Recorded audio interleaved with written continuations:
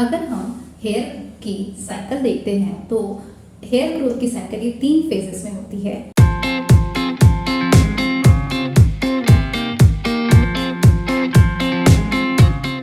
पहली होती है एनर्जेटिक फेज, जो कि अक्सर 90% आपके बाल एनर्जेटिक फेज में होते हैं, मतलब वो एक्टिव ग्रोथ फेज में होती है, जो कि यूजुअली 3 से 5 साल तक चलती है। जो दूसरी फेज है वो है कैटाजन फेज। कैटाजन फेज में हमारे लगभग 3% बाल होते हैं और इसमें ग्रेजुअली बालों का सपोर्ट कम होता है और वो थोड़े वीकन हो जाते हैं। और जो थर्ड फेज है वो है टीलोजन फेज। टीलोजन फेज में जो हमारे वीकेंड बाल है वो अपनी जड़ों से निकलकर बाहर आते हैं, जबकि हम कोम्बिंग करते हैं या कभी कभी नेचुरली जो हेयर फॉल होता है वो इसी फेज की बालों की वजह से दिखता है।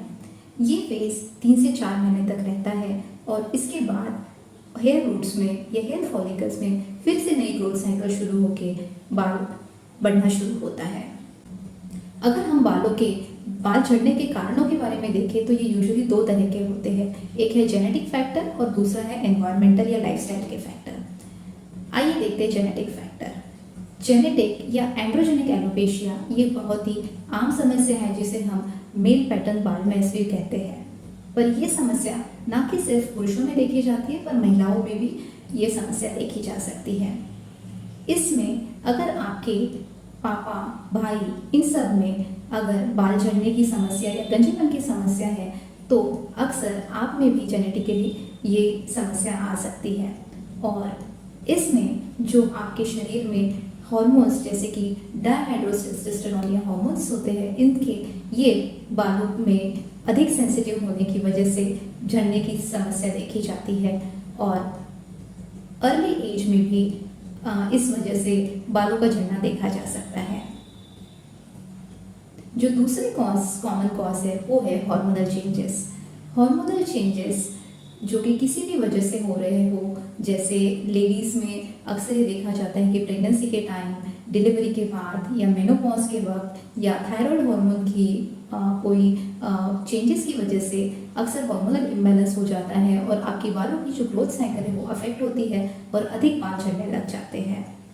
तो अगर इन कारणों का पता चल जाता है और हार्मोनल कॉज अगर सही वक्त में ट्रीट किया जाता है तो जो अधिक बालों की झड़ने की समस्या है वो कंट्रोल की जा सकती है। जो तीसरी कॉमन समस्या है वो है न्यूट्रिशनल डेफिशिएंसी।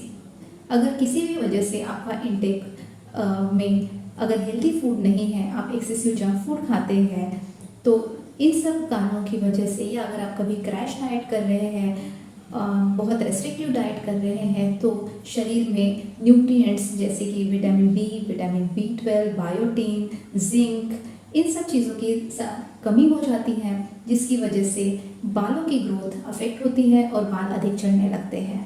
तो अगर आप बैलेंस न्यूट्रिशियस डाइट लेते हैं और अपने आहार में संतुलित रखते हैं तो आपकी न्यूट्रिशनल डेफिशिएंसी भी कम होगी और आपके बालों के झड़ने की समस्या कम हो सकती है। जो चौथा बहुत ही कॉमन समस्या या कारण है बाल झड़ने का वो है स्ट्रेस। आज की लाइफस्टाइल में अक्सर स्ट्रेस ये सबसे कॉमन रीज़न है बाल झड़ने के लिए। स्टूडेंट से लेके बड़ों तक, ऑफिस गोइंग और एल्डरली लोगों में सब में ही स्ट्रेस काफ़ी बढ़ गया है, जिसकी वजह से बालों की जो ग्रोथ साइकिल है उस पर एडवर्स इफेक्ट होता है और अक्सर उनमें ऐसे चेंजेस होते हैं जिनको हम मेडिकली टीलोजन एफ्लोएम भी कहते हैं, जिसकी वजह से बाल ग्रेजुअली पतले हो जाते हैं, वो झड़ने लग जाते हैं, बालों की नई ग्रोथ अफेक्ट होती है और जो बाल अधिक समय तक रेस्टिंग फेज में रहते हैं और नए बालों का झड़ना उगना भी कॉम्प्रोमाइज़ होता है। तो इन सब रीजंस की वजह से अक्सर बाल अधिक झड़ते हैं। तो हमने अब तक देखा कि जेनेटिक रीजंस, उसके बाद हार्मोनल चेंजेस, उसके बाद न्यूट्रिशनल डेफिशिएंसी और स्ट्रेस, ये 4 मुख्यतः बाल झड़ने के कारण हैं। इसके अलावा कुछ मेडिकल कंडीशंस जैसे कि स्काल्प में किसी तरह का इन्फेक्शन होना या कोई ऑटोइम्यून डिसीज़, इनकी वजह से भी बहुत बार बाल झड़ते हैं। कुछ दवाइयाँ या मेडिकेशन जैसे कि anti depressant medicines, blood thinners, chemotherapy drugs, इनकी वजह से भी बालों का झड़ना बढ़ जाता है। तो अगर आप किसी भी वजह से अधिक बालों की झड़ने की समस्या से पीड़ित है तो आपके पास बहुत सारे ऑप्शंस हैं। आप on the counter medicine start कर सकते हैं या डॉक्टर से मिलकर प्रिस्क्रिप्शन मेडिसिन ले सकते हैं। कुछ लोगों को PRP और हेयर ट्रांसप्लांट जैसे ऑप्शन से भी फ़ायदा हो सकता है।